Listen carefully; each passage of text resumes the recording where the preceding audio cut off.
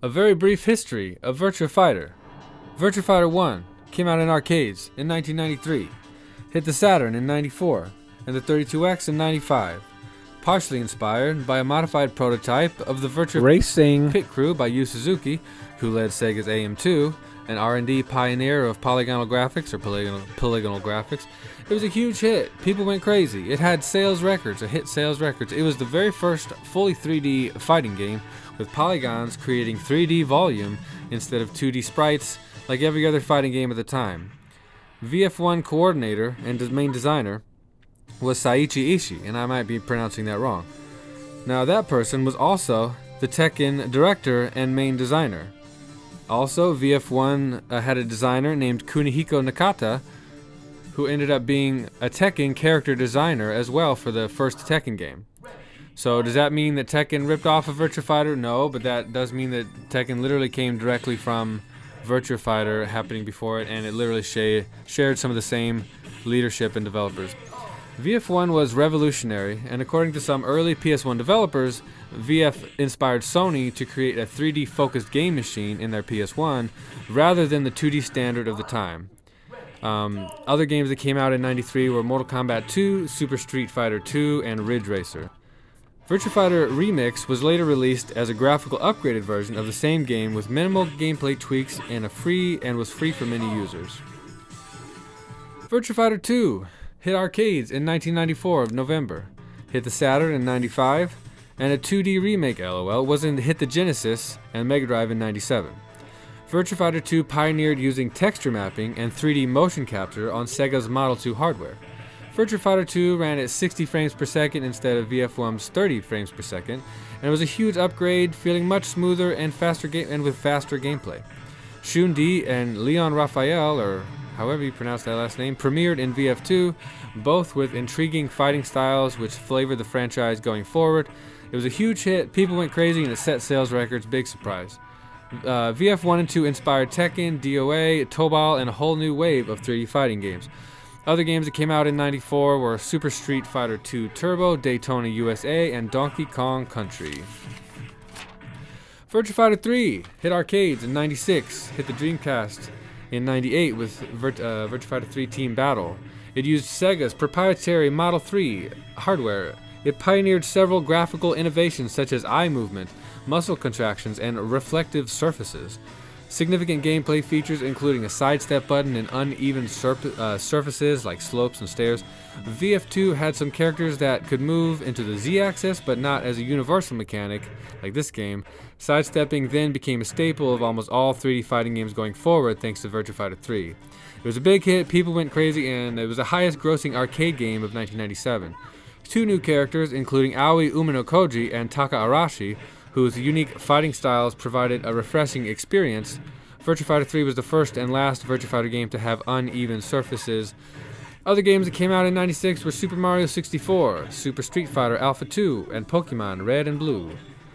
Virtua Fighter 4 hit arcades in 2001, hit the PS2 in 2002. It used Naomi 2 arcade board. It introduced several new graphical innovations such as alterable stages with footprints in snow and sand and breakable tiles. Dynamic stages and backgrounds with 3D motion involving lightning, dolphins, audience members, flying birds, and a helicopter. Some stages had impressive lighting, and presentation overall was perceived as stunning, with several developers basing their new creations off of Virtua Fighter 4, including Dead or Alive 3. It was Sega's fastest selling game of that generation and received rave reviews. Two new characters, Vanessa Lewis and Lei Fei, who've become fan favorites with their style, effective movesets, and diverse backgrounds. Taka was excluded from the roster for technical design purposes. Other games that came out in 2002 were Halo, Gran Turismo 3, and Final Fantasy X. You may have heard of those. Virtua Fighter 4 Evolution hit arcades in 2002, hit the PS2 in March 2003. It was an upgraded version of Virtua Fighter 4 with new modes, new characters, and improved graphics. Two new characters, including Go Hinagami and Brad Burns, welcome additions to the roster. It had a wealth of single-player content, including quest mode and arcade, an offline simulation of a multiplayer experience with enemies bearing various different names, customizations, and personalities and fighting styles. It was widely regarded as having one of the best fighting game tutorials of all time. especially at the time. Virtua Fighter 4 is often mentioned as a top favorite among Virtua Fighter fans. Other games that came out in 2002 were Metroid Prime, Zelda, Wind Waker, and Kingdom Hearts. Virtua Fighter 5 hit arcades in 2006, hit the PS3 and 360 in 2007. Virtua Fighter 5R hit arcades in 2008. Virtua Fighter 5 Final Showdown hit arcades in 2010 and consoles in 2012. Virtua Fighter 5 Ultimate Showdown, which was a 1-to-1 remake by RGG Studios teaming up with AM2, came out in 2021 and hit the PS4 and arcades. Virtua Fighter 5 REVO hit Steam in 2025. If you've been paying attention, that's almost 20 years of Virtua Fighter 5, and if you count the tests of Virtua Fighter 5, which were 2005, and the latest release in 2025, that is literally 20 years of Virtua Fighter 5. So if you haven't figured it out yet, people like this game, and it's been around for a long time, and people have been playing it the entire time. So I got a little bit more to say on Virtua Fighter 5, so strap in. There does not appear to be any definitive sales data on Virtua Fighter 5, but VF5 was charted well in the UK. Look at the water. Tell me you don't want to jump in that there water. Final Showdown exceeded sales expectations. Ultimate Showdown surprised both Sony and Sega with its strong performance. VF5 REVO just launched 2 weeks ago at the time of writing, so the sales are ongoing, but the game launched to almost universal fanfare among top FGC influencers. I've seen an enormous amount of people online who are just absolutely elated that the game simply exists. People are just happy for a fresh opportunity to play Virtua Fighter. Other games that came out in 2006 when the original Virtua Fighter 5 came out were Gears of War, The Elder Scrolls Oblivion, and Resistance: Fall of Man. More Virtua Fighter 5. Virtua Fighter Vanilla had a quest mode that was similar to VF4 Evolution. This was an excellent and fan-favorite addition to the single-player content. When I say Vanilla, I mean the original version that came out on the 360 and the PS3. VF5 Online was the version on Xbox 360 and had online competitive play, while the PS3 used version B and thus couldn't go online.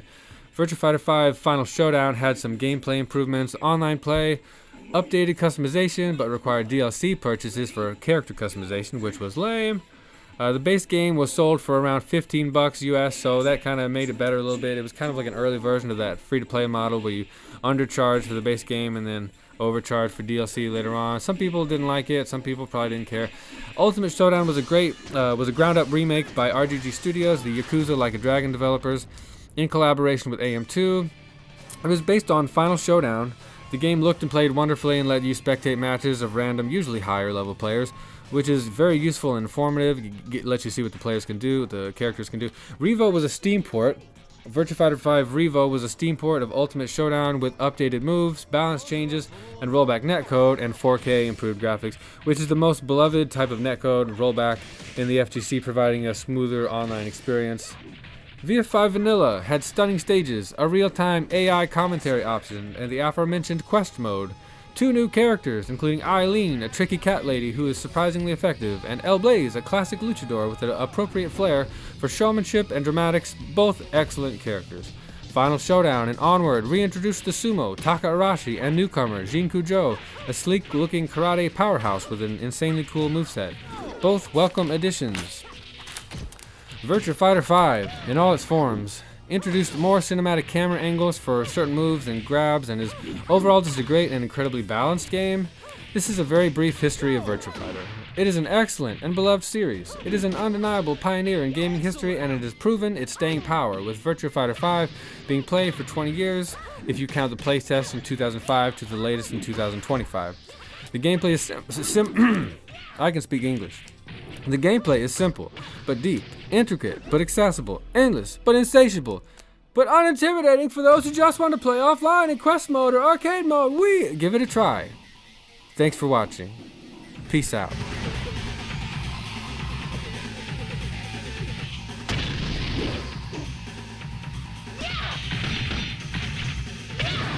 Knockout!